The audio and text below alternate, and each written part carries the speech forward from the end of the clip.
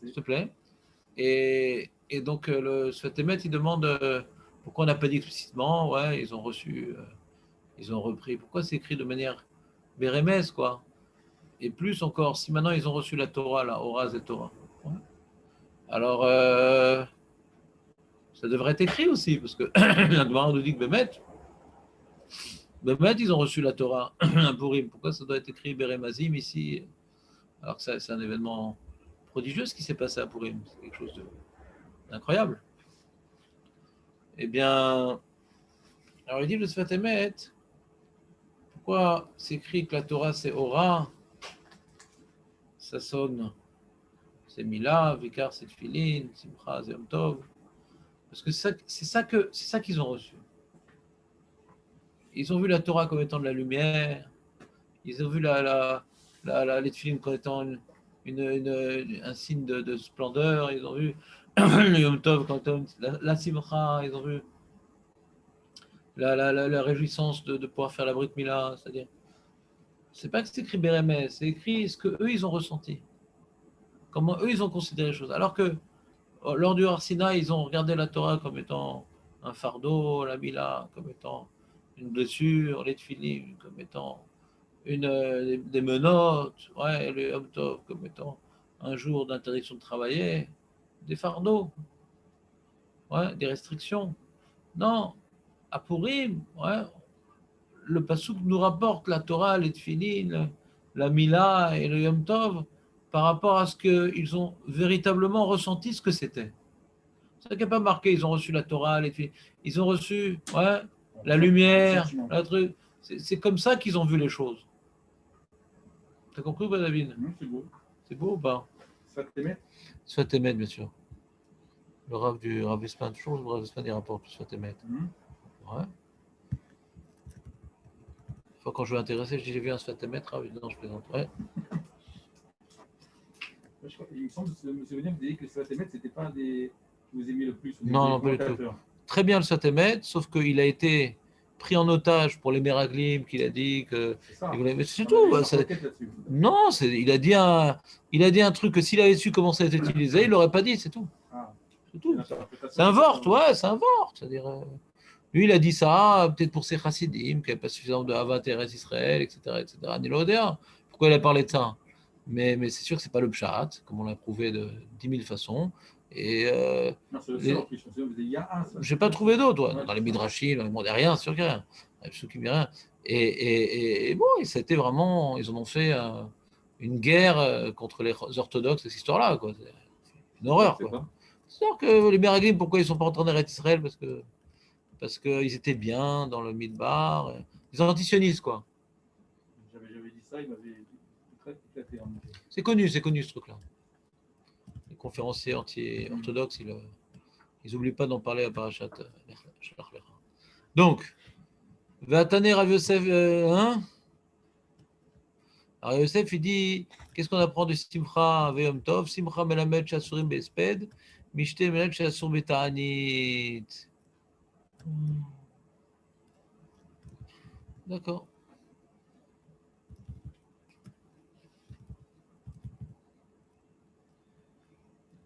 D'accord. Il y a marqué Ora, Vesimcha, Vesassan. Il n'y a pas marqué un Vav dans Sasson, c'est Sassan. Sassan. Pourquoi alors? Pourquoi le Vav il est. Pas de Vav.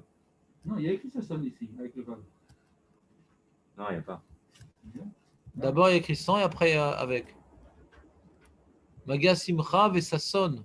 D'abord, il y a marqué Ora Vesimcha Vesassan. Et après, Magia Simcha Vesasson. Ah bon, d'accord, deux fois. Sasson Zumila. Ça, Sanochi Alimratecha. Tu connais ou pas le ça, Sanochi Alimratecha, ce qu'on dit avant la Brit Mila?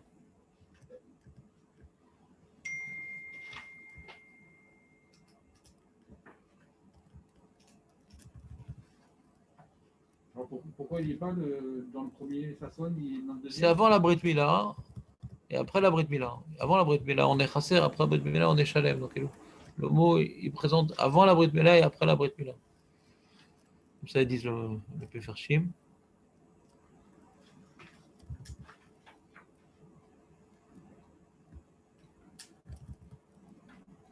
Ouais.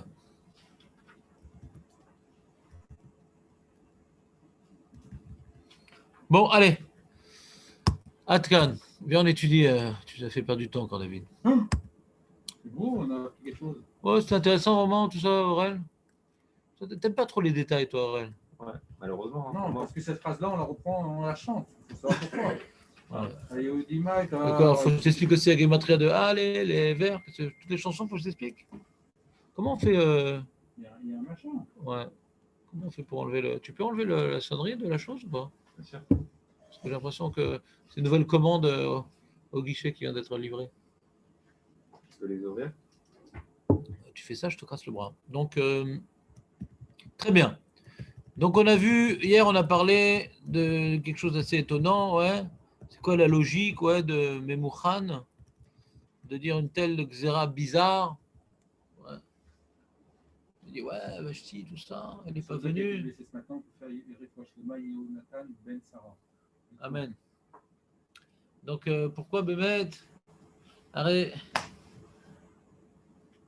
Qu'est-ce que ça va aider? Quel rapport? Nahon Vashti, elle n'a pas écouté Achashverosh. Il dit à cause de ça, les femmes ne vont pas écouter leur mari. Bon. Rien à expliquer que tout ce michté, c'était une démonstration de l'exemple. Le roi, le roi parfait, qui nourrit son peuple, et bien encore une gadol. Donc chaque chose, il est venu enseigner les choses telles qu'elles doivent être. Donc si ça s'est conclu par le... T'as lu quand même, t'as lu les choses? Non. Ouais, je suis en très dans Non, mais j'ai dit que je te cassais les bras, super. Il a dit désert. J'ai pas dit mais... Bon, Aurel, s'il te plaît, je te... Ah, ça, il est chez vous, alors. Non, jusqu'à 10h si tu veux. Non, je te dis jusqu'à demain matin. Je suis obligé jusqu'à demain matin.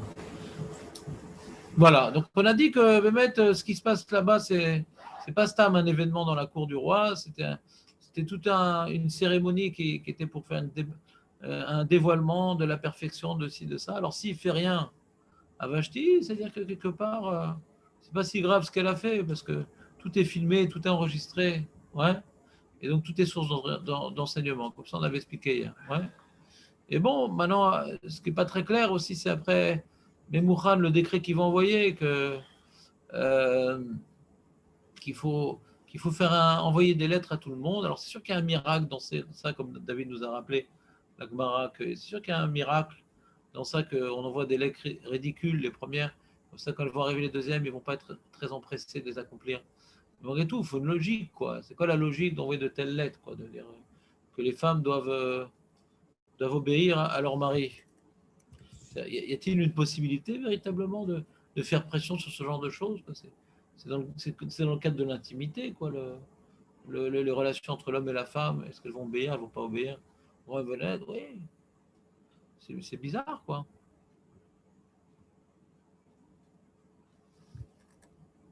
Et donc, pasuk kaf. Venishma pitgam amelech, asher ya'aseh bechol malchuto, ki rabai.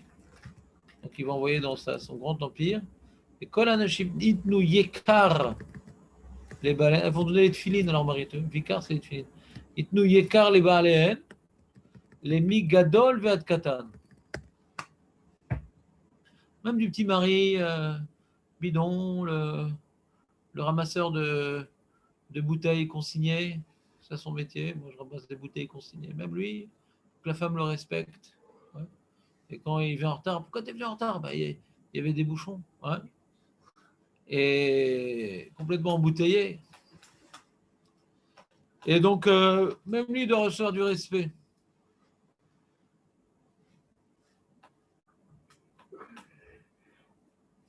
Alors, c'est très étonnant, cette histoire-là. Ouais. Je pense que c'est une très grande question que même Maître Belaïch a du mal à élucider. C'est comment on peut envoyer une telle... c'est-à-dire que Memouchan, il a une telle idée, c'est bizarre. Que le roi, il accepte, c'est bizarre. Ouais. Ça sert à quoi, cette histoire-là? Aurel, ça sert à quoi?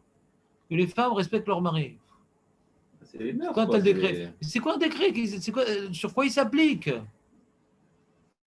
C'est bien, non? C'est invérifiable. Ouais. C'est comme, faut pas s'éloigner plus d'1 kilomètre de la maison. Mais par le mur, je préfère. Parce que quelqu'un a déjà été, une personne arrêtée dans le pays parce il était à 1 km 200 de sa maison? Bah oui. Oh, ouais, ils ont pris des personnes, bien sûr. Parce qu'ils étaient en voiture, ils sont allés très loin. À pied, à pied. Ils À étaient pied. sur la plage, ils se sont fait attraper. Ah ouais? Ah, Moi, je me suis fait attraper la semaine. Et toi, tu t'es toujours J'ai attrapé. payé 500 balles. Pourquoi? Alors, j'étais à côté de Kyriat Sens. Bah, t'as Ah 5 bon? kilomètres de là. Je suis en train d'écrire. Ah, Mais bon, Nathanaël, c'est différent, Nathanaël. Ouais, Nathanaël, je crois qu'il y a plus de pakachim que de citoyens. Ouais, ils sont fous. Ouais, il se cache. Le pango, t'as attendu 1 minute, il est déjà dans Ouais. l'arbre, il tombe de l'arbre et Ouais. paf, il te met le truc. ouais. grave. Je les mets hier matin à 10h moins 5, il est passé. Non, c'est incroyable. Ils ont 80%, ils ont fait des tests. 80% de la population sont des pakachim ici. Ils ont dit qu'ils allaient gracier après le tribunal. Ils m'ont envoyé une. Non, ils sont pas graciés du tout. Non, il y a un an, je l'ai vu.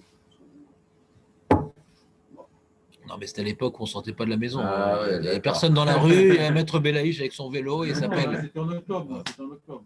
Mais toi, c'est différent. Toi, c'est la poisse. Alors, donc, on reprend. Donc, vous comprenez un petit peu, à part il y a des xérotes, on dit, bon, ben, c'est ridicule, quoi. C'est-à-dire, il faut que la femme, elle donne du cavote à son mari. Alors c'est vrai, n'oublions pas que c'est un miracle, qu'il y a une folie dans ça. Mais quand même, c'est-à-dire, après la folie, il faut quand même comprendre comment on a pu faire un truc pareil, quoi. Surtout que c'était pas un abruti à Achashverosh, parce qu'on a vu que c'était pas un fils de roi. Il est arrivé au pouvoir, donc il a su se battre pour arriver au pouvoir, il a su se battre pour développer son empire. Donc il y a eu dans l'histoire des peuples des fois des rois complètement débiles, parce que c'est des mélanges de cousins, de trucs, et ça c'est des rois complètement débiles. Sénile avant l'âge. C'est pas le cas, quoi. C'est quelqu'un qui est venu au pouvoir alors qu'il était écuyer, donc il fait pas n'importe quoi normalement. Macaralo, qu'est-ce qu'il accepte un tel Alors c'est vrai que la Gemara elle dit que Memoukhan il avait un problème avec sa femme, il en a profité et tout, mais c'est quoi? C'est un sketch? C'est un sketch un peu cette histoire-là. Vaïta va d'abord Ben Ameler, va Sarim. Pas de quoi le roi dit, c'est une bonne idée ça, les Sarim aussi.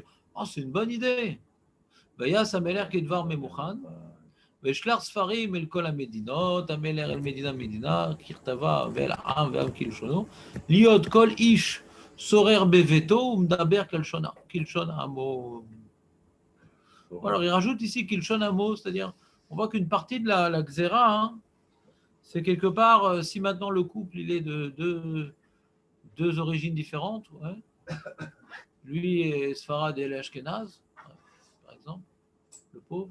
Et bien, c'est la culture, la truc, c'est le mari qui va imposer. Ouais. Bon, c'est-à-dire, sur ça, je peux comprendre d'une certaine manière. Je peux comprendre que il y a eu dans l'histoire de l'humanité des sociétés où la femme, elle avait une certaine place quand même, où elle avait son mot à dire. Ouais. Nous, on se rappelle de l'Algérie, de la Tunisie, où la femme, elle est complètement effacée, etc. Mais il y a eu des cultures où la femme, ouais, dans la culture romaine, elle avait une certaine place. Ouais. La culture grecque aussi, elle avait une certaine place. Elle avait son mot à dire, quoi. Et donc, des fois, le mari, il n'a pas trop envie de disputer avec sa femme, quoi. Il me prend la tête. Bon, elle va me prendre la tête, et là, on va faire comme ça. Que maintenant, il y a un édit royal qui dise ouais, que la langue qui va être parlée dans la maison, la culture, c'est le mari. Ça peut élucider un certain nombre de problèmes, quoi. Que bon, voilà, moi, j'ai rien contre toi, chérie, mais c'est le roi qui a dit, quoi. Donc, il faut arrêter de parler en yiddish maintenant. Ouais, on va faire du ladino maintenant. On est sfarad, donc c'est le roi. Je peux comprendre que des fois, il y a des choses qui ne sont pas tellement vitales, mais que bon, la femme dit voilà, c'est ma culture, c'est mes habitudes, nanana. Je te demande de faire la vaisselle, de faire ci, de faire ça. Je te demande de respecter. Et là, non. Là, on vient avec un édit royal qui vient, comment dirais-je, quelque part homogénéiser le couple. Tu comprends un peu? Des fois, il y a deux cultures dans le couple et ça crée des différends parce qu'on ne sait pas qui porte le tablier. Non, c'est le mari qui doit. Alors, on peut imaginer que dans ce grand empire, il y ait des mélanges culturels, qu'il y ait des gens qui se marient, un peu comme tu vois aux États-Unis, comme aujourd'hui en France, tu vois des Noirs avec des Arabes, avec des mélanges, quoi, au bout d'un moment, quand tu as un empire aussi grand, tu as des mélanges. Ouais. C'est ça qui est marqué Venishma Pitgan Ameler Asher Asa Bechol Malachuto qui rabaille dans toute son empire, parce qu'elle est grande, on va dans Pasuk Kaf. Donc, on met en avant que c'est un empire où il y a beaucoup de provinces, beaucoup de régions, et il y a des mélanges normalement. Ouais. Donc, ces mélanges culturels font en sorte que ça peut créer des rixes, ça peut créer des tensions, ça peut créer des... Et là, on vient dire, on vient redonner à l'homme sa position d'exemple, de dirigeant, de culture à suivre. Donc, ce Pasuk Kaf nous fait comprendre un peu mieux cette histoire-là. C'est quelque part, il y aurait des tensions culturelles dans le couple, comme on a vu entre Achashverosh et Vashti. C'est aussi des tensions culturelles. Elle est d'origine babylonienne, ouais, de sang royal. Lui, il est Mède, pas forcément de sang royal. Donc, on voit que les différences dans le couple, ça crée des problèmes, quoi. Ça crée des problèmes, les différences dans le couple. Et quelque part, le roi, il veut y remédier. Le Memouchan, il veut y remédier. Il a marqué que lui, il avait des problèmes avec sa femme, truc. Les Sarim, ils veulent remédier. Il semblerait, de cette histoire-là, que les gens, ils avaient des gros problèmes Shalom Bayit à l'époque. Ils étaient tous contents. Ah, super, le décret de folie et tout. Après, ils ont tous des problèmes de Shalom Bayit, quoi. C'est marrant, quoi. Après, on va voir dans la Megillah que le roi, il va faire défiler les vierges, les trucs. Ils disent même les femmes mariées. Il a des harems avec plein de femmes, trempez-la dans l'eau, trempez-la dans l'huile, on lui met du parfum, on lui met des produits pendant 6 mois. Là. On a l'impression que c'est la femme objet, elle est complètement réduite à la merci des caprices de l'homme et de ses fantasmes. Alors c'est bizarre, alors qu'est-ce qui se passe? La femme, elle a son mot à dire ou... Puis après, on voit qu'Esther, elle va mener du boudinet à Achashverosh. Alors elle qui était trempée dans l'eau, dans l'huile, elle qui était prise de force. On ne comprend pas bien ce qui se passe. La place de la femme dans la Megillah, elle est énigmatique. On voit après que Aman il revient chez lui, sa femme Zeresh, elle lui dit non, en fait, elle lui donne des conseils, elle le met en garde. Elle a une place, la femme. Elle n'est pas effacée. Elle a une place tellement grande que la désobéissance de Vashti, elle est grave parce qu'elle a déjà une place, la femme. Tu comprends, David, ou pas ce que je suis en train de te dire? Ou tu as du mal? Non, ça va? Les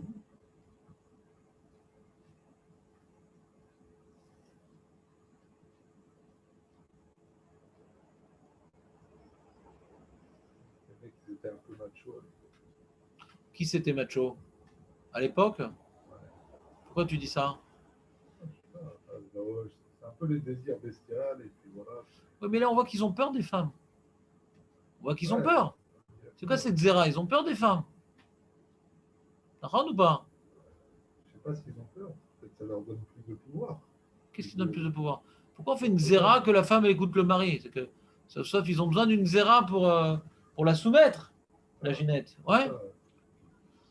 Et qu'il est complètement fou quand Vashti désobéit et que Esther, elle arrive à manipuler le roi. Et même, tu vois, quand Mordechai vient vers Esther, il dit il faut intervenir. Yassia, ça dit attends, il faut attendre. Il dit pas oui. D'abord, elle discute, quoi. D'abord, elle discute. Elle n'est pas effacée. Elle n'est pas du tout effacée, la femme. Intéressant. Qu'est-ce qu'on apprend de ça dans la Megillah? On voit que c'est redondant, cette histoire-là, que la femme, elle a le droit de parole. Et il y a un grand sujet qui tourne autour de la femme dans la Megillah. Ouais. Et la contradiction à ça, c'est comme je dis, le harem, le truc. On voit que la femme, c'est un femme objet. C'est stable pour les fantasmes. Et elle, on ne la regarde même pas. On la manipule, quoi. On veut la limiter à... Toujours ces deux extrêmes. On voit la force de Vashti, mais le roi veut qu'elle soit toute nue devant le monde. Ouais, on voit Esther, mais avant, on en a fait d'un objet, qu'on l'a manufacturé, on l'a emballé, on l'a saupoudré, parfumé. Alors ça va ensemble en général. Plus un homme, il sait que la femme, elle a son mot à dire, plus un homme, il sait que la femme, elle est importante, elle est centrale, et plus il va essayer de l'humilier, plus il va essayer de la réduire à son comment dirais-je, à son état de femme objet. C'est-à-dire, c'est une guerre, quoi. plus un homme il sent qu'il se sent dépossédé de son pouvoir et de sa parole à la maison, et plus il peut être susceptible de mépriser, d'humilier sa femme pour lui enlever justement de cette position-là. Donc on voit que Ahasuerus qui se sentait que Vashti avait une emprise un peu sur lui, son pouvoir, sur la légitimité de son pouvoir, alors il demande Pitom de défiler toute nue. Plus une société, elle veut réduire la femme à un objet de désir, et plus, c'est-à-dire c'est une société faible. Une société faible, où les hommes sont faibles, et ils se sentent manipulés par les femmes. Alors comme protection contre cette influence des femmes, alors ils en font des objets, des femmes. Plus ils se sentent menacés, et plus ils vont les écraser, les femmes. Tu comprends pas, David? Donc, c'est ça le but du décret royal. Je peux quelque chose arabe ou non? Oui, bien sûr. Pourquoi Didier? Avec plaisir, comme toujours.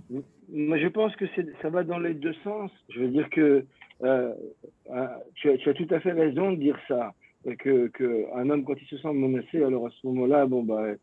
Mais après, il peut très bien y avoir aussi, du côté de l'homme, la femme qui va exercer une influence qui est contraire. Je veux dire, tu vas trouver des femmes qui vont pas vouloir aller dans le sens des cavanotes de l'homme, etc. Les problèmes de l'homme baït, ils sont ambivalents. Ils viennent des deux côtés. Ils peuvent être aussi bien de la femme que de l'homme. Rabbi Nachman, il dit que la femme, c'est la Emouna et que l'homme, c'est le Hémet. Il cherche toujours le Hémet, l'homme. Ouais, il peut se tromper. Et d'ailleurs, des fois, il devrait mieux fermer sa bouche plutôt que de dire des choses et laisser la femme lui donner la Emouna.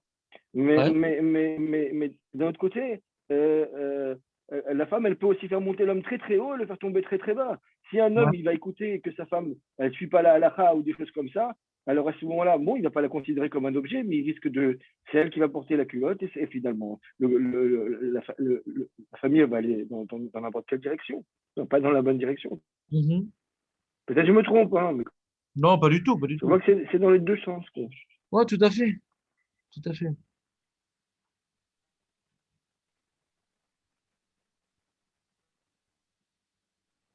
Bon, en tout cas, regarde, le sujet de la femme dans la Megillah, je pense que c'est un sujet encore à approfondir, ouais. On voit que ça occupe une très très grande place, ouais. Mais ce que je vois en tout cas de ce décret, c'est quelque part la folie des grandeurs du roi, c'est que ils se sont tellement tout puissants qu'il veut même, comment dirais-je, avoir une influence sur ce qui se passe dans la maison, quoi, des gens, quoi. Normalement, le cadre de la maison, la monarchie, elle y rentre pas là-bas. Ouais, il y a le couple, il y a la famille, et puis bon, on a des devoirs envers le pays, mais le pays, il ne doit pas rentrer dans le. Alors, Si on avait, ça, on a connu ce genre de problème. alors c'est quoi le. Une seconde, il y a. Donc, en Chine, là, ils viennent. Une seconde, il y a. En Chine, on te dit, tu vas avoir tant d'enfants comme ci, tu vas. Là, et dans les kibbutz, tu vois, les kibbutz sont mêlés de la famille, tu vois. Et c'est le kibbutz qui éduque c'est une catastrophe, quoi. La famille, c'est une cellule qui est la base de tout. Et après, il y a d'autres, comment dirais-je, responsabilités que la famille elle a, mais la famille, elle reste, elle s'autogère quelque part. Et après, elle a des responsabilités sur la scène publique, des responsabilités par rapport au pays, des responsabilités par rapport à plein de choses. Mais la famille, ça reste une intimité dans laquelle, normalement, des instances communautaires et nationales ne devraient pas s'immiscer. Ouais, la famille. D'ailleurs, on voit dans l'Antiquité, par exemple, chez les Romains, le père de la famille a droit de vie et de mort sur ses membres. On va pas dans un tribunal, c'est le père qui décide. C'est une cellule à part entière, la famille. Ouais. Dans la Torah, c'est pas comme ça. La famille, sauf qu'on a des comptes à rendre devant le Beth Din, même dans le cadre de la famille. Ouais. Mais là, ici, le roi, il dit, voilà, on va décider, on va donner de la force au mari par rapport à la femme, etc. C'est quelque chose qui est pas normal dans la mesure où c'est pas tellement le domaine de la malchoute de s'occuper de ce genre de choses. La malchoute, elle s'occupe de prélever des impôts. La malchoute, elle s'occupe de faire des levées de troupes. La malchoute, elle s'occupe d'imposer des corvées pour construire des routes ou des châteaux forts. La malchoute, mais elle s'occupe pas de la famille. Elle ne s'occupe pas maintenant qui c'est qui va parler à la maison, qui c'est qui va. Donc on voit ici dans l'idée d'Achashverosh, c'est un peu la suite un peu de son travail qu'il a fait avec ce Mishteh-là, de se prendre pour Dieu, quoi. C'est Akjouchou qui s'occupe du Shalom Bayit. C'est Akjouchou qui va donner le kavod à l'homme par rapport à la femme, qui va faire la répartition des rôles dans la maison. C'est pas le roi. De quoi il se mêle, le roi? D'accord? Vous comprenez un peu ce que je veux dire? De quoi il se mêle? De quoi? Comment il... On a vu un truc pareil dans l'histoire de l'humanité, que le roi va dire la femme doit écouter l'homme. On entend un truc pareil. C'est des choses intimes qu'on peut même pas vérifier si c'est obéi, si c'est réalisé. Quoi, on va enfermer des femmes en prison parce qu'elles continuent à parler yiddish. Donc c'est quelque chose normalement qui devrait pas être traité dans la scène publique, quoi. C'est juste qui reste dans l'intimité. Mais le roi, il veut rentrer même dans ça. Il veut rentrer même dans ça, dans l'intimité. Et Mida Keneged Mida, alors, on voit que la Megillah, elle rentre dans l'intimité du roi, avec Esther. Avec Esther, elle fait un michté pour le roi, donc c'est un événement privé, intime. Et il y a Aman qui est là. Qu'est-ce qu'un ministre vient faire dans un repas privé entre le roi et la reine? C'est un peu la même idée. Qu'est-ce que le roi vient faire au milieu de la famille, de dire ce que le mari doit dire à la femme, ce que la femme doit écouter? On est dans l'intimité. C'est Esther qui l'a invité. Ouais. Il a été plongé dans une situation Oui, autant désagréable qu'il a plongé son peuple. il ne devait pas être là, mais il a été invité. Tu comprends pas ce que je dis? Oui, Non, tu comprends pas. Si tu poses cette question, c'est que tu comprends pas. Je vais expliquer que de la même manière que c'est gênant pour le roi d'avoir une représentation politique dans son repas privé, c'est autant gênant pour le peuple d'avoir des lois qui imposent comment on doit gérer le Shalom Bayit. Qu'est-ce que ça fout Et le mec, il a placardé sa feuille dans la cuisine. Enfin, qu'est-ce qu'il fout là? Qu'est-ce qu'il fout là, l'emblème royal sur le frigo? Ouais? Je comprends pas. C'est-à-dire que la vie de couple, ouais, c'est quelque chose qu'on doit assumer par nous-mêmes. On doit assumer, c'est-à-dire, on doit construire cette vie de couple, ouais, sans avoir un appui de quiconque. On peut écouter des conseils, on peut demander des conseils, des fois on est perdu, des fois on a de mauvaises habitudes, des fois on appartient à une autre époque et c'est révolu, c'est pas comme ça qu'on parle aux femmes, c'est pas comme ça qu'on se comporte. Ouais. Donc on doit écouter des conseils. Mais après tous les conseils qu'on peut écouter, ça colle. Les comptes à rendre qu'on a, c'est avec Akadosh Baruch Hu, comment on se comporte avec sa femme, avec ses enfants. Ouais. C'est vraiment le domaine où il n'y a que Hachem qui est là-bas. Toi et Hachem. Il faut assumer ses responsabilités. On ne peut pas mettre un flic là-bas, on peut rien mettre là-bas. Et celui qui veut mettre un avocat, c'est qu'il a déjà décidé de divorcer ou il ne le sait pas encore qu'il a divorcé. Dès qu'on essaie de mettre quelque chose de légal, d'officiel, qui vienne chercher des preuves, tu dois t'assumer complètement, être adulte. Dans le couple d'être adulte, quand on prend une décision, on doit l'assumer. On est livré à nous-mêmes. Ne pas mêler les parents à la vie de couple. Ne pas mêler les amis à la vie de couple. Ne pas mêler un avocat à la vie de couple. C'est le domaine dans lequel on doit être adulte. Il y a Akadosh Baruch Hu et nous, c'est tout. Quand il mêle un rap, ça veut dire que. On ne mêle pas un rave, on demande conseil. Hein. Le rave, il ne prend jamais les décisions à la place du mari. Il donne des conseils. Il y a un moment, il faut comprendre qu'il y a une différence entre écouter les conseils d'un rave et obéir débilement à un rave. Aucun rave intelligent donne des ordres. Il donne des conseils qui sont adaptés à la personne. Mais pour le conseil, tu dois le faire, quoi. C'est pareil qu'un ordre. Tu peux discuter avec le rave. Il dit, je ne comprends pas, ça ne sort pas adapté. Le rave n'est pas un avis. Il ne sait pas comment tu vis avec ta femme. Il entend ce que tu dis. D'après ce que tu dis, il a l'impression que c'est ça qu'il faut faire. Mais si tu as une question, c'est peut-être pas adapté ce qu'il a dit le rave. Peut-être qu'il se plante. Quand le rave lui donne une date, c'est à cette date-là que tu dois te marier. Ça a l'air. Ce qu'on a eu pour mon fils, ouais. Raphaël Keski, il a dit, voilà, c'est cette date qu'il va se marier. Ouais. Chai Be'adar. Il est embêté parce qu'une semaine après, les salles rouvraient. Et alors, j'en ai parlé à la Kala, Kalachnikov, et elle dit non, le Rav, il a dit. C'est plus religieux que moi. Et Non, mais il y a plein de dates qui ont été reportées avec l'assentiment des rabbinim, en disant voilà, c'est formé, il n'y a pas de possibilité. J'ai plein d'exemples. D'accord, c'est pas un rab, c'est le Gadolador. Ah oui, d'accord. C'est pas un petit rabbin de quartier. Ouais. Il dit Zaatare. Voilà. On en traverse la fin. Non, non, même pas, il dit ça. Donc, ne te moque pas, c'est le Gadol. Ah, je vous en prie. Et Et donc, il est sympa. donc, ce que je suis en train de vous dire, c'est que on voit que la Megillah s'occupe on veut se mêler du coup, on veut expliquer. C'est quelque chose de fou dans la mesure où ça marche pas comme ça.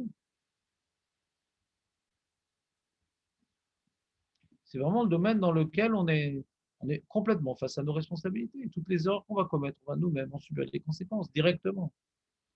Ça met pas trop de temps à arriver le retour de baffe quand on fait des bêtises. Ouais. Donc, faut pas essayer de fuir et de mêler les copains, mêler la famille. Il faut être adulte, s'assumer complètement. Faut pas ramener des lois. Des fois, il y a des lois dans les couples. Ouais. Appeler la police, la crier dessus, nanana. Ses enfants. Ouais. Si il y a de la violence dans le couple, c'est différent. Ouais. Si c'est marié avec une grande Suédoise de 1m10, ouais. Le petit Tunisien, ouais. d'1m60 avec les talonnettes, ouais. Ah, bien entendu, il est menacé par le grizzly qui vient du nord, ouais. Il y a des cas où le maître, c'est plus des problèmes de couple, c'est des problèmes pénals, c'est la violence, ça aide, la violence. Il n'y a plus de dialogue, il n'y a plus de construction, c'est fini. Ça s'appelle deux ennemis qui vivent ensemble. Il faut mettre des barrières à l'extérieur. S'il n'y a pas cette violence-là, c'est juste une violence verbale. Il faut essayer de recréer le dialogue. On va demander conseil à Rabbanim. Mais sauf chez le Davar, c'est le couple qui va devoir faire les efforts de mettre ses conseils en pratique. C'est le couple qui va voir si ses conseils sont adaptés, si ça marche pas. Ouais. Il n'y a pas de possibilité de tuteur, de remplaçant. C'est un domaine où il faut complètement s'investir, et corps et âme, sans chercher aucune possibilité de remplaçant ou de quelqu'un qui va. Ouais, le rêve m'a donné un conseil et comme un abruti, je l'ai fait, je ne le sentais pas. Pourquoi tu l'as fait si tu ne le sentais pas? Dis-lui que tu ne le sentais pas. Lui t'a dit en fonction de ce que tu lui as expliqué. Et si tu ne le sens pas, c'est que c'est peut-être pas adapté. Il n'a pas toutes les informations, il ne sait pas ce que tu vis, ce que tu ressens, ce que l'autre y réagit. Tu es complètement responsable dans Pareil pour l'éducation des enfants. Tu demandes des conseils. Ah, est-ce que je fais ça? Oui, non, oui, non. Est-ce que tu veux t'acquitter de ton éducation des enfants? Tu veux complètement tu veux pas éduquer tes enfants, tu veux tout le temps poser des questions et pas réfléchir. Il y a besoin de conseils, c'est clair. Mais les conseils, ça ne remplace pas ton jugement et ça ne remplace pas que c'est toi qui vas subir les erreurs si le conseil n'était pas adapté ou pas. La vie, c'est pas binaire. Est-ce que je fais ça ou je fais pas? Des milliards de questions avec des embranchements c'est pas simple. C'est pas des grandes réponses. Voilà, j'ai demandé à un rabbin, il m'a dit, ouais, c'est comme ça qu'il faut faire. J'en ai ça il y a 10 ans, mais tu ne vois pas que ça évolue depuis. Alors, il m'a dit de faire comme ça. Tu ne vois pas que ça évolue, tu ne vois pas que ça bloque, tu ne vois pas qu'il y a un problème. Repars chez lui. Explique-lui les conséquences. Si tu prends maintenant un conseiller, il faut le tenir au courant comment ça évolue. Si ça évolue mal, il dit non, le rabbin m'a dit, je vais jusqu'au bout. Ça évolue mal, le rabbin doit être au courant. C'est peut-être pas adapté son conseil. Tu es le seul à être responsable de ce qui se passe chez toi. Tu es le seul à être responsable de ce qui se passe chez toi. Il n'y a personne d'autre qui est. Tu vas être aidé, mais le responsable, tu es le seul. Et là, quelque part, le roi, il vient se mêler d'un sujet que, de la même manière qu'il a voulu remplacer Dieu, il veut maintenant, comme on a dit, Ish ve Ishto, ouais, qui sont Béchalom, Shrina Benem. Il va être la Shrina qui vient maintenant donner le shalom dans la maison. C'est que Hachem qui donne le shalom à la maison, c'est pas le roi. C'est pas le conseil conjugal qui donne le shalom, c'est pas l'avocat qui donne le shalom, c'est pas les parents qui donnent le shalom, c'est pas les amis qui donnent le shalom. C'est Hachem. Il y a des gens qui aident, c'est tout. C'est Hachem. C'est ta volonté de faire la volonté d'Hachem et la bracha d'Akadosh Baruch Hu qui donne le shalom. C'est tout. Il y a que ça. C'est bon, David, tu comprends pas ce sujet? C'est pas si simple pour tout le monde, ce sujet. Des gens qui ont tellement, on est tellement dans notre génération habitués d'être pris en charge dans tous les domaines que putain, quand on se marie, on ne comprend pas ce qui nous arrive. Ah, je demande des conseils, je vais dire, faire ce qu'il dit le rat, non. Non, il va t'aider, mais après, c'est toi qui vas assumer les conséquences. de ce qu'il va te dire. Comme on dit, les bons conseils pour les mauvais payeurs. On va peut-être se sentir porté par le groupe, porté par. Tu comprends, Aurel, ou pas? Très bien. Je sens que tu n'es pas d'accord. Non, parce qu'en vérité, ça se passe pas comme ça. Quand il y a des problèmes dans le couple, moi, je vois les gens. Après, c'est même plus eux qui décident, quoi. C'est le rab. C'est ce que tu crois. S'ils vivent la chose comme étant le Rav décide pour nous, ça va pas arranger plein de coups. Ça va pas arranger plein de coups. Parce que si maintenant le problème que la femme, la et le mari, c'est qu'elle voit comme étant un nul, maintenant d'écouter un Rav sans réfléchir, c'est un nul aussi. Il va devoir réfléchir à ce qu'il dit le Rav, l'accomplir, ouais, mais de manière responsable, pas comme un toutou. Retrouver sa place d'homme à la maison. Et souvent, si le Rav il est intelligent, il va essayer de justement rétablir une confiance dans le couple, pas une obéissance. Le couple, on ne peut pas être des robots. Hein. C'est un lieu où on doit avoir des choses qui se passent naturellement. On ne peut pas faire du cinéma comme au travail ou comme dans la vie sociale. On est le plus naturel possible dans notre intimité. Donc on ne peut pas obéir si on n'a pas intégré le message, si on n'a pas compris le message. C'est pas comme à Zechok. Ah, Tfilin, pas compris, je vais quand même. Vite, il faut quand même arriver à une harmonie. L'harmonie, faut ressentir ce qu'on fait. Il faut vivre ce qu'on fait. Alors, c'est vrai que quand il y a des gros problèmes de couple, il y a une première étape, qu'on impose à chacun des barrières, que même ils ont du mal à faire. Il y a toujours comment dirais-je, des situations d'urgence où des fois, il y a des barrières bien carrées, bien débiles, bien trucs pour recommencer à respirer. Mais c'est le début du travail. C'est pas encore un shalom bayit, c'est un cessez-le-feu, mais c'est pas encore un shalom bayit. Je t'interdis de parler de ça, je t'interdis des trucs. Toi, tu ne parles pas de ça. Non, non, on fait des barrières très, très lourdes et très catégoriques. C'est important dans un premier temps. Mais il ne faut pas s'arrêter après ça. Il y a des gens, après, ils ont bon, ça va, on ne se dispute plus, on ne va plus chez le Rav. Attends, mais on n'a pas fini là. On a juste déposé les armes. Il n'y a pas encore, il y a pas encore d'harmonie, il n'y a rien. Moi, malheureusement, dans mon expérience, c'est pas mal de gens qui sont tournés vers moi pour le problème de Shalom Bayit. Et ils commencent le tipoul. C'est pas moi directement qui m'en occupais, j'en vais chez des professionnels. J'étais un petit peu cachour à l'histoire. Il commence et il s'arrête. Je dis, mais si tu t'arrêtes, ça va recommencer la même chose. C'est un pansement, mais encore une infection. On a nettoyé la plaie, donc ça a l'air d'être propre. Mais à l'intérieur, il y a une infection encore. Les gens, ils aiment bien, ah non, ça me saoule et tout, c'est loin, ça coûte cher. Tu sais que l'avocat, ça coûte beaucoup plus cher. Les gens, ils s'arrêtent au milieu. Ils aiment bien les ordres carrés. Mais après, quand on commence à travailler le fond de la personne, ces fantasmes, ces blocages, ouais, tous les problèmes psychologiques qui ont généré, tous les problèmes d'éducation qui ont généré les problèmes, qui sont les sources du problème. La ronde que ce qu'elle n'a pas aimé, c'est ce type de comportement. Et pourquoi tu te comportes comme ça? Sur ça, il y a un travail. Pas sur le comportement, mais pourquoi tu as besoin de te comporter comme ça? Il est où ton problème? Ça, c'est un travail beaucoup plus long, beaucoup plus difficile. Tu dois remettre en question la relation que tu as avec tes parents, l'image de couple que tes parents avaient. Il y a un travail beaucoup plus profond, beaucoup plus douloureux, désagréable. Mais quelle est la source du problème? Quelle est la source de la solution? Tu comprends ou pas, Nathan? Voilà, les gens ils aiment bien, voilà, c'est bon, on ne se dispute plus, mais ça va revenir. Là, vous en avez marre de vous disputer, donc vous arrêtez. Faites chacun un effort de ne pas vous disputer, parce que vous en avez marre. Et vous en donnez des petits conseils comme ça.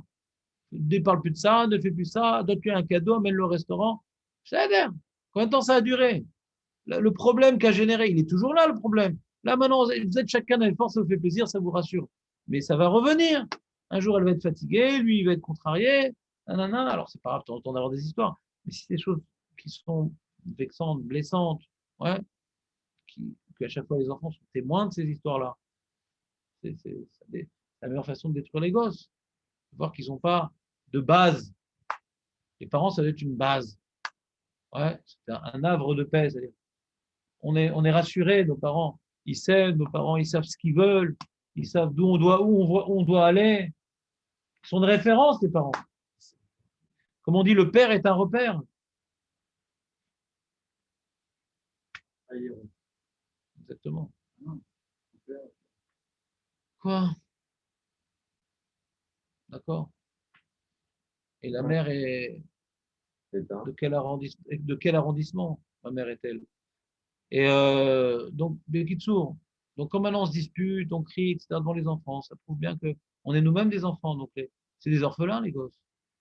Ils n'ont pas une référence solide sur laquelle d'être rassurés. Ils ne sont pas rassurés parce que les parents essaient de les éduquer dans une certaine direction, mais ils voient que les parents eux-mêmes, ils n'arrivent pas à s'éduquer eux-mêmes pour vivre en bonne. Ils nous crient dessus, nos parents, quand on se dispute, les frères et sœurs, mais eux-mêmes, ils se crient dessus. Qu'est-ce qu'ils veulent? C'est pas qu'ils nous éduquent à pas se disputer, c'est que le bruit des disputes les dérange.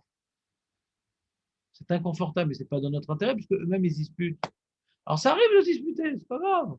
Pas devant les enfants, déjà. Déjà pas devant les enfants et pas fréquemment. Ça peut arriver des fois, une parole qui échappe, mais pas fréquemment. C'est un mode d'expression, un mode de communication, les nerfs, les remarques, les trucs. Alors ça apprend aux enfants l'inverse de ce qu'on veut leur transmettre. Ça leur enlève leur bitachon aussi. Exactement. Parce que quand quelqu'un il fait des reproches à quelqu'un, d'abord il lui enlève complètement son bitachon. Et puis en plus, le fait que l'ambiance, elle soit pas une ambiance de shalom, alors il y a une instabilité et l'enfant il est très très raguiche sur cette chose. Et ça l'empêche d'être yatzim, d'être stable. Alors on fait le chapitre bête maintenant, Hazak. On a fini le chapitre Aleph, Jonathan, j'ai pas prévu ça. Achar devarim haele, hein? Si tu veux, on amène des gâteaux. Achar devarim haele, amène des gâteaux demain. Ça, de chez Mishpach Madot. Achar devarim haele, keshor. Chamat Amelech. Il crie, il chante. Attends, il s'écrit le carnaval de Venise, le mec. Il y a des choses qu'on dit à voix haute. Mais là, je te demande de ne pas le dire à votre ce que tu dis, par contre. Ouais. Keshor Amelech. C'est-à-dire quoi, Keshor? Toi, tu cries ça, c'est quoi, Keshor? Ah, voilà, donc ne crie pas des choses que tu sais pas. On dirait des manifestants de Trump, ils ne savent pas ce qu'ils disent. Ouais. Pourquoi on le crie? Quand on le dit à voix haute, on dit la colère. Ah ouais? Calmer. Deuxième chapitre. Kishor. Je te souviens, je te vois, on dit comme ça. Ouais. Non, mais les gens séniles, ils aiment bien répéter les mots qu'ils entendent. Après, on dit aussi.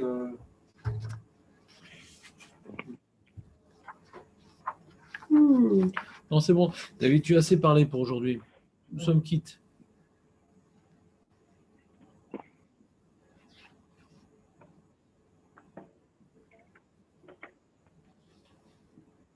D'accord? Donc, lorsque Keshor Amelech, Hamat Amelech Achashverosh, il s'est calmé de sa colère. Ouais.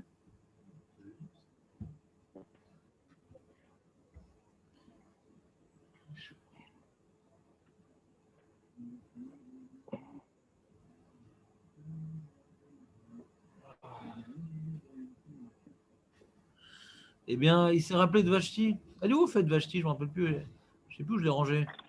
Vous êtes à cher à Satan. Il s'est rappelé de Vashti, de ce qu'elle a fait. Vous êtes à cher Nigdar Aléa. Éteignez vos micros, s'il vous plaît, les amis. C'est vrai que les Hachem disaient le micro Megillah, mais là, on n'est pas en train de faire la Megillah. Donc, éteignez vos micros si c'est possible. Donc, je vous mets tous en exil. Pour ne pas faire de jaloux. Merci. Donc, cher Nigzar Aléa, et c'est à quoi il s'est rappelé de tout ça? Ça change quoi de s'être rappelé de tout ça? Alors Rachid te dit, il s'est rappelé de Vashti, il s'est rappelé de sa beauté. Elle était belle quand même, c'est dommage. Donc c'est vraiment la brute, quoi. Et c'est dommage, elle était jolie quand même, celle-là. Il a dessoulé. Dessoulé, tu dis ici? C'est pas écrit comme ça. C'est comme ça qu'on comprend. Non, mais je t'ai pas demandé de comprendre. Je t'ai demandé. Il se réveille de David.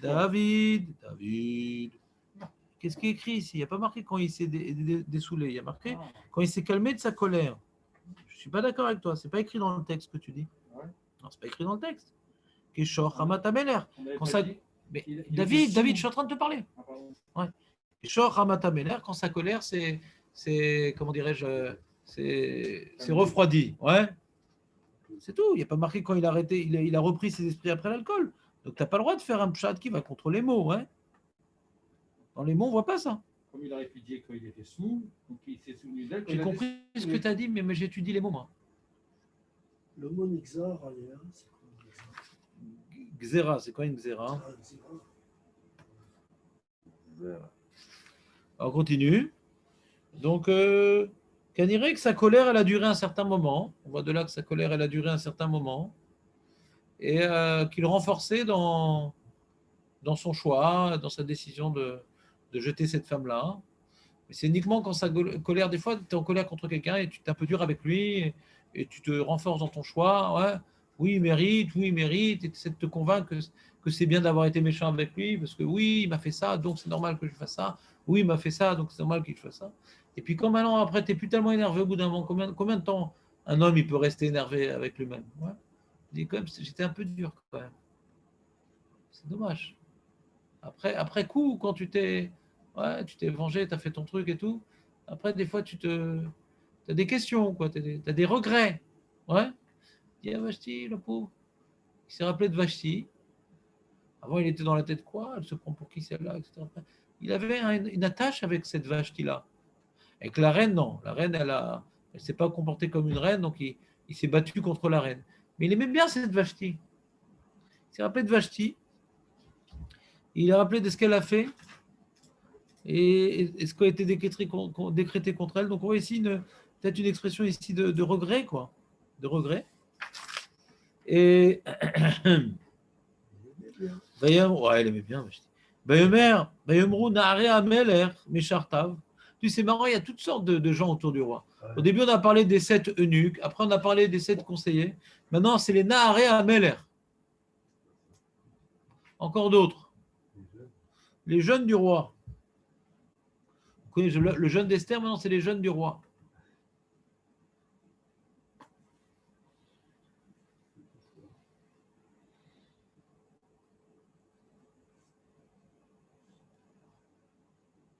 Mais aussi qu'on dit qu'il y a 7.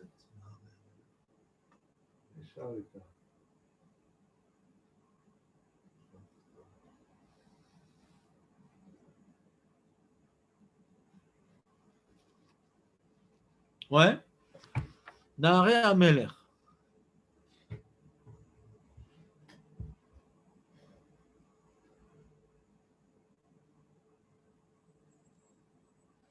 Il dit le Chachmé Sarfat, Kacher Ameler Memanelo Meshartim, quand le roi il vient se choisir des serviteurs, il prend des jeunes, pas des vieux. Donc ça revient à dire ses serviteurs, quoi. Nahare Ameler parce qu'ils sont jeunes. Pourquoi tu veux qu'ils prennent des vieux? Il dit le Even Ezra, hein, Em Aumdim Lefanav Tamid.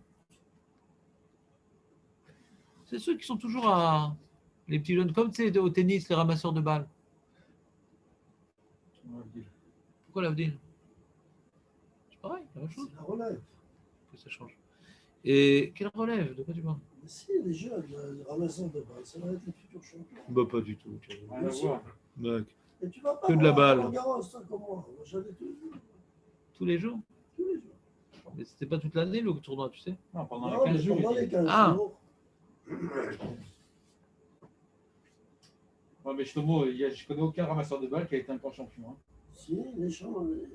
Bon, les amis, arrêtez. Non, mais, attendez, il y a des bistrots pour ça. Pas besoin de dire on Non. met ta midrash. Arrêtez. C'est juste une. Non, mais arrêtez. Donc, dans Nahare Ameler, donc c'est les serviteurs du roi qui sont tout le temps en train de lui servir de l'eau, à boire, à ci, à ça. Ouais. Et les sarissim, c'est qui alors? C'est quoi la différence entre les sarissim et les Nahare Ameler? C'est Manienne. Parce qu'après, marqué, tu vois, il y a marqué. Donc, il y a marqué Ve'omru Nahare Ameler Meshartav. Donc, c'est ses serviteurs. Et Ve'akshu Meler Neharot Betulot Torah Marie. Pourquoi tu ne demandes pas qu'on demande pour le roi des jeunes filles vierges et de bel aspect? Vayafked Ameler Pekidim Bechol. Et qui mettent des fonctionnaires dans toutes les provinces de son royaume, et Kol Nahara, Betula, qu'on réunisse toutes les belles. El Shushan Abira, El Bet Anashim, El Yad, Hege Seris, Ameler Shomer Anashim, Venaton Tamoru Kehen. On a l'impression que le saris, ouais, en général, le saris, c'est un eunuque, donc castré, c'est pas uniquement un serviteur. Il s'occupe des femmes, quoi. C'est pas pour rien qu'on l'a castré. Il s'occupe des femmes. Donc c'est pour ça qu'on avait envoyé à Vashti les 7 sarissim, parce qu'on a envoyé les hommes du côté des femmes, donc c'est des sarissim qu'on a envoyés. Mais du côté du roi, c'est pas des saris. C'est Naharé Améler, mais Chartav. C'est la différence entre Naharé Améler et les sarissim. T'as compris, Aurel? Ou c'est trop dans le détail? Non, arrêtez. Ben, je ne vais pas t'embêter non plus. Ouais. Tu as fait de la peine hier. Donc. Non, c'est pas contre nous, j'ai dit c'est contre moi. Ah, d'accord. C'est moi le problème, j'ai dit, c'est pas vous. Non, c'est sûr. Parfait. Mais charrette. Donc, c'est le Égé. Ouais. Égé, c'est lui le responsable. Ah, c'est son nom? Ouais. Il s'appelle Égé? Égé, c'est son nom. Ah, Égé Saris. Il était toujours très joyeux, ce monsieur. Ouais, Ouais. je l'attendais. Ouais. Ouais. Et. Non, ouais, non. Et c'est lui qui s'occupait, c'était le Shomer Anashim. Il y en a qui gardent des vaches, il y en a qui gardent des chiens, il y en a qui gardent des moutons. Lui, il gardait les femmes. Ouais. Qu'est-ce que ça veut faire du bruit d'ailleurs? Quand il y a le troupeau de femmes qui se déplaçaient, tu te rends compte le bruit que ça devait faire? Ils ont l'air bien concentrés sur cette idée de belle fille pour le harem du roi, parce que ça devait lui faire plaisir. Ouais. Ils parlent sans arrêt de. Non, c'est moi qui en avais parlé. Ben, on commence à en parler. J'avais devancé l'idée. Mais dans la Megillah, on n'en avait pas encore parlé de cette notion de harem, de femme, ouais. Venaton tamroukehen. Et que soit donné leur. C'est des crèmes. Tamroukehen, c'est des crèmes pour embellir la peau. Nivea. Esther, elle avait la peau verte, alors ils en mettent beaucoup de crème. Déjà, ils ont supprimé la Pkela, déjà d'office. Ça me roule. C'est tunisienne, Esther. Ouais. Ils lui ont donné la madboura, elle est devenue toute rouge. והנערה אשר תיטב בעיני המלך תמלוך תחת ושתי. ויטב הדבר בעיני המלך ויסכן. Il est toujours content le roi. Ah, c'est une bonne idée ça. Il n'est pas contrariant. Bon, il n'est pas contrariant, en vérité, bon, c'est plus ou moins vrai, parce qu'on a vu que dans le Midrash, que les 7 conseillers qui lui ont dit de tuer Vashti, après, il les a pendus. D'où la question, mais si c'était Aman, comment chose? On a dit que c'est le Ramaral, que c'était le même Nefesh que Aman. Ouais. Mais donc, en tout cas, il est toujours content sur le coup, mais après, fais gaffe quand il se réveille. Ish Yehudi Aya, Bishushan Abira, Ushmo Mordechai, Ben Yair, Ben Shimi, Ben Kish, Ish Yemini. Yemini, surtout Yemini. Non, ceux qui disent, ceux qui étaient en retard, il a dit que la dernière mot pour faire genre, il était avec tout le monde. Asher Ogla Mirushalayim Imak Gola Asher Ogleta Im Yechania Melech Yehuda Asher Hegla Nebuchadnezzar Melech Babel Vayi Omen Et Hadassa I Esther Bat Dodo Ki En La Avem Ve'Aneara. Pourquoi on nous parle maintenant de Mordechai? C'est comme maintenant il y a le roi, il a bien aimé le décret de réunir toutes les filles. Alors, il faut qu'on nous présente c'est qui cette Esther avant qu'elle soit capturée. Il y a une présentation maintenant de nouveaux protagonistes de l'histoire. Ouais. Bientôt, on va maintenant capturer Esther suite au conseil que les Nahar et Meler ils ont donné au roi. C'est qui cette Esther-là? On nous présente, on n'a pas dit, on ne nous a pas présenté Esther. D'abord, on nous présente Mordechai. Pourquoi? Parce que Esther, elle est soumise à Mordechai. Donc, pour présenter Esther, il faut d'abord présenter Mordechai. On va voir que dans toute la Megillah, elle est soumise à Mordechai, Esther. Donc, d'abord, on nous présente Mordechai. Ish Yehudi. Alors, la Gemara dit quoi? Il était Yehudi ou pas? Yemini, c'est quelle tribu, Yemini? Hein? Binyamin. Écoute, il a bien raison. Quel rapport? Yemini, c'est les coups. Quel rapport?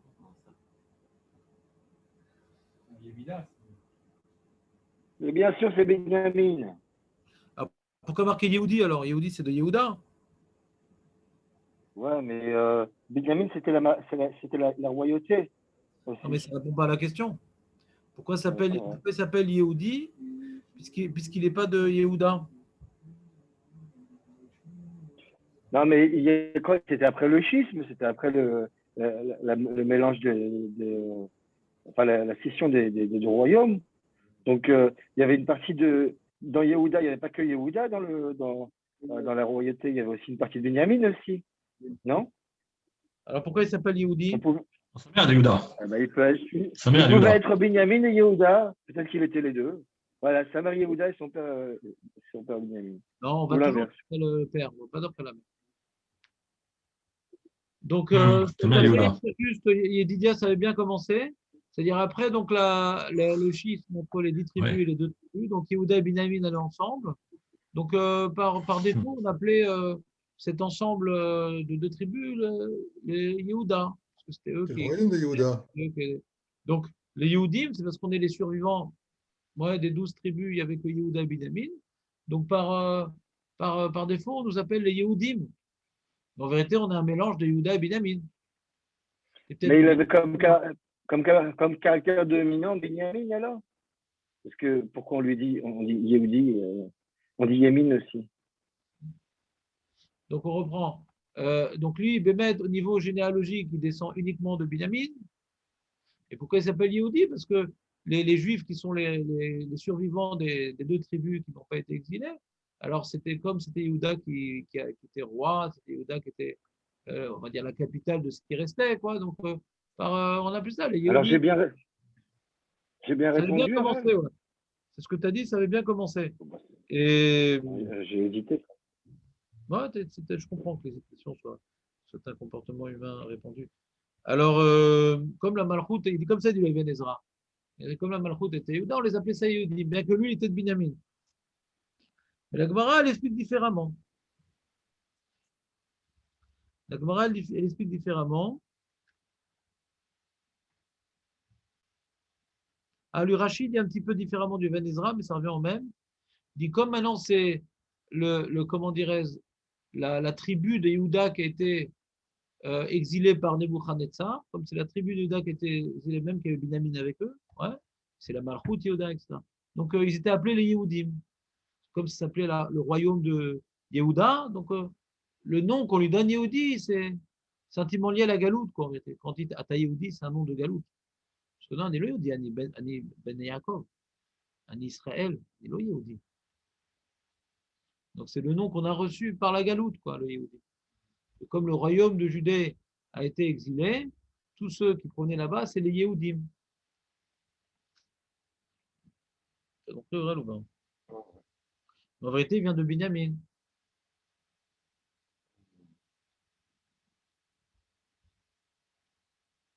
Et la Gemara, elle dit que Yehudi, pourquoi on l'appelle Yehudi? Parce que ça s'appelle Yehudi. Marqué ici, la Gemara. Pourquoi la dire par cœur si on peut la lire?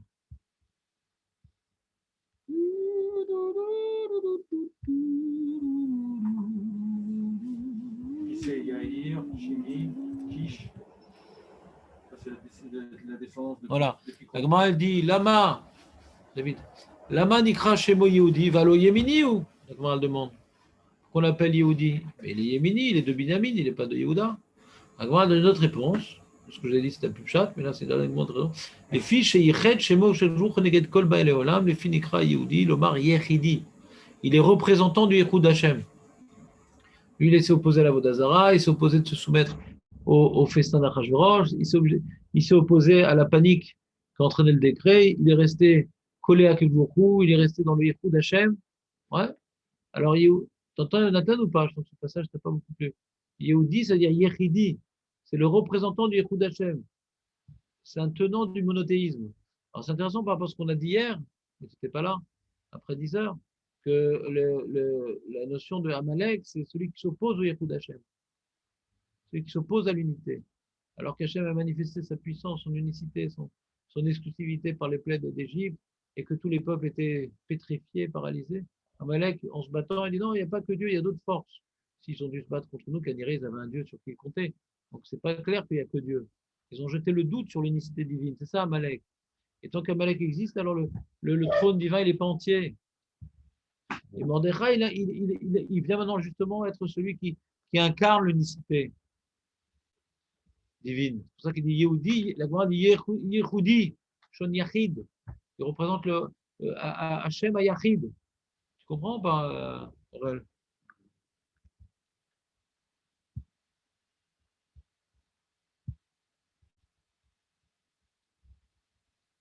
Et quand il n'a pas été Mishtachavé Aman, Aman, il avait une statue d'Avodazara autour du cou. Il n'a pas voulu se prosterner même devant une effigie humaine, même devant une statue. Non, il n'y a que Hachem. Ah, mais toi, t'es fou, quoi, c'est le ministre. Il n'y a que Hachem. J'ai pas d'autre Dieu qu'Hachem. Attends, mais il y a des lois, c'est Chilul Hachem, c'est un danger. Il n'y a pas d'autre loi qu'Hachem. Il n'y a pas d'autre puissance qu'Hachem. Alors que Ahasuerus, il a voulu nous aveugler que c'est lui le Tout-Puissant, c'est lui que. Mordechai, il était clair, il n'y a que Hachem. C'est toutes les preuves de la galoute. Il y a qu'est-ce qu'on va faire avec Biden? On est inquiet avec Biden, l'Iran, le truc. On est inquiet ou pas, Aurel? Non. Il y a des gens qui sont inquiets avec Biden. Avant même d'être élu, déjà, il avait fait des rencontres secrètes avec les Iraniens pour faire des arrangements et tout. Ça, c'est écrit. Le journal américain, je ne sais plus quel, le Times, je ne sais plus quel journal, il a dévoilé que déjà avant, ses conseillers de Biden, ils ont rencontré les ambassadeurs d'Iran, etc. C'est un danger public. Danger public. C'est lui qui va amener le shalom, c'est Hachem. C'est un pantin. C'est le plus gros antisémite du monde, ouais. Si Hachem veut qu'on n'ait aucun problème, on n'aura aucun problème. Ah ouais. Yosef. Comment tu dis? Non, il veut être palestinien également. T'as dit? Non. Ah ouais. Je t'ai dit d'ouvrir le cockpit de ton scaphandre. On n'entend pas bien avec la résonance au niveau du bras droit de ton armure moyenâgeuse. On n'entend pas bien, Marco. Tu devrais. Ouais. Tu devrais t'intéresser à ta connexion parce que tu as toujours des choses pertinentes à te dire qui sont inaudibles. C'est dommage. Donc, voilà. Maintenant, ce que j'ai sauté, et je ne vous ai pas expliqué, c'est la présentation. Donc, le roi, il a été content du conseil qu'on lui a donné, ouais, avec les vierges, les filles jolies, etc. Ouais. C'est quoi l'enjeu de ce conseil-là? Pourquoi il correspond ce conseil? Pourquoi ça lui a plu? Stam, parce que c'est un goujat qui est une recherche de plaisir ou Stam? Il veut quelqu'un qui ne va pas la ramener comme Vachni. Razak? Il veut une femme objet, une femme bête et jolie, qui sourit comme ça. Elle va arrêter de sourire, la fille photo? C'est bon, ça fait déjà une semaine qu'ils sont partis photographes. Je ne savais pas, j'avais des crampes déjà. Ouais. Une petite, comment on appelle ça? Potiche. Potiche, ça s'appelle? Ah, je ne sais pas. Et belle et bête. Ouais, une belle et bête. Et donc, c'est ça qu'il voulait, quoi, pour être tranquillos. En fin de compte, il est tombé sur Esther, il est mal tombé. Ouais. Mais à l'origine, ne prend pas la tête, quoi. Donc, c'est en réalité, ne prend pas une reine, quoi. En d'autres termes, il comprend une reine, c'est une femme avec la tête sur les épaules. Bon, à part Marie-Antoinette, normalement, la reine, elle a la tête sur les épaules. Ouais. Et comme ça, si le roi venait à disparaître, elle est susceptible de bien éduquer la dynastie du roi, l'enfant. On a vu avec Catherine de Médicis que l'enfant était mineur et qu'elle est venue assurer la régence du pouvoir. On va prendre une fille jolie, aussi bête que ses talons aiguilles. Ouais. Prendre une reine. Donc, paradoxalement, le roi qui veut établir son pouvoir et tout, il prend une femme qui n'est pas particulièrement adaptée pour la suite du pouvoir, quoi. Qu'est-ce qu'il y a net de cette union avec cette idiote toute jolie? C'est pas normalement le seul paramètre qu'on doit regarder. Il ne suffit pas qu'elle soit belle. T'as un harem, qu'est-ce que tu veux maintenant? Tu veux t'amuser, il y a un harem. Mais prends une reine. C'est aussi quelque chose de. On voit que autant il veut établir son pouvoir sur le monde et qu'il se perpétue, mais autant ses problèmes personnels, ils prennent le dessus, quoi. Des fois, des gens, ils sont géniaux au niveau artistique, ils sont géniaux au niveau politique, ils sont géniaux, mais ils ont tellement des problèmes personnels qu'ils ne peuvent pas réussir. Il faut régler ces problèmes personnels. Si le choix maintenant de ton mariage, c'est pour pas rentrer dans des problèmes personnels, ça va à l'encontre de ton programme. Ton grand programme de monarchie universelle qui s'établit sur le monde, qui se perpétue au fil des générations. Et qu'est-ce qui va naître d'un truc pareil avec une fille aussi bête que belle? Il faut régler nos problèmes personnels dans la vie. Des fois, des gens, quand ils se marient, j'avais lu un bouquin. C'était qui ça? Je ne me rappelle plus. Il y a longtemps. Je crois que c'était Françoise Dolto, je ne me rappelle plus. Un bouquin de psychologie, très très longtemps. Et l'idée, c'est que ça m'avait renforcé dans l'idée du Chidour, c'est que quand quelqu'un il choisit son conjoint, ouais, au bal des pompiers, alors souvent son choix il va être très, très, comment dirais-je, lié à ses problèmes, quoi. Lui, il n'a pas confiance en lui, il croit qu'il doit choisir une femme qui est, comment dirais-je, une infirmière, quoi. On choisit pas. Il va choisir une infirmière, le mec.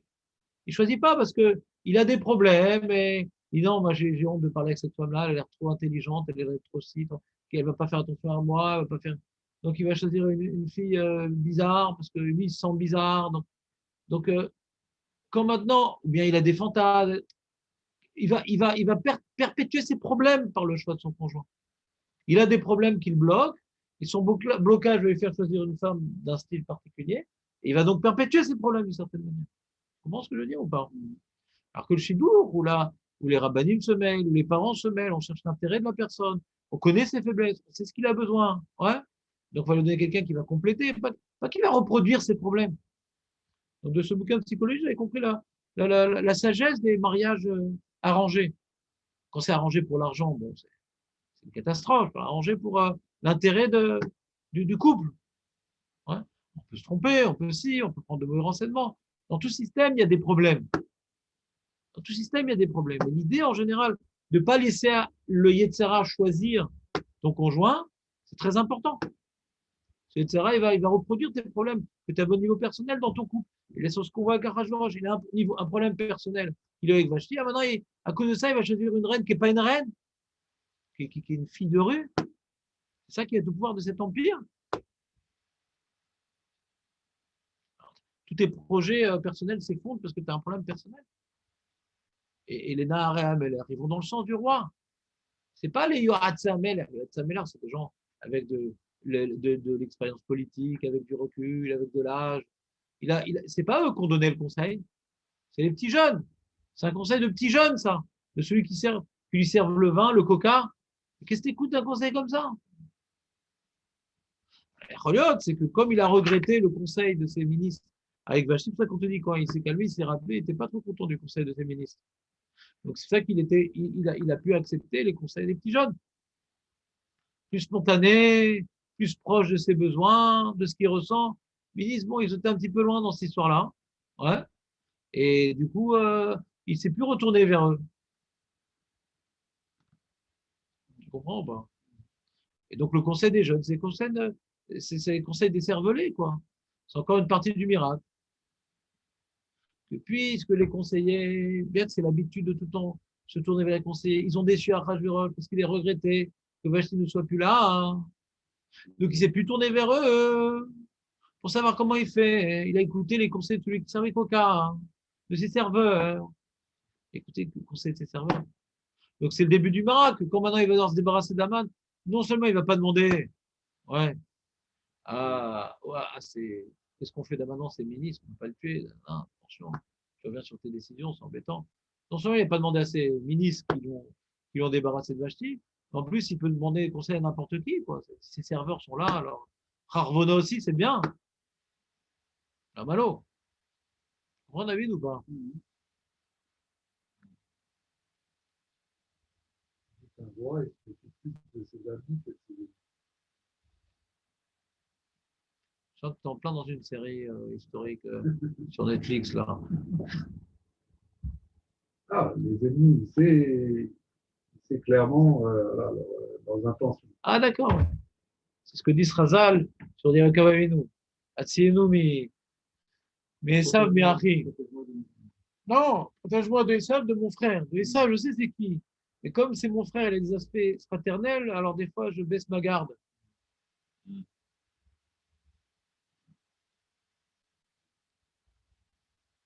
comprends pas?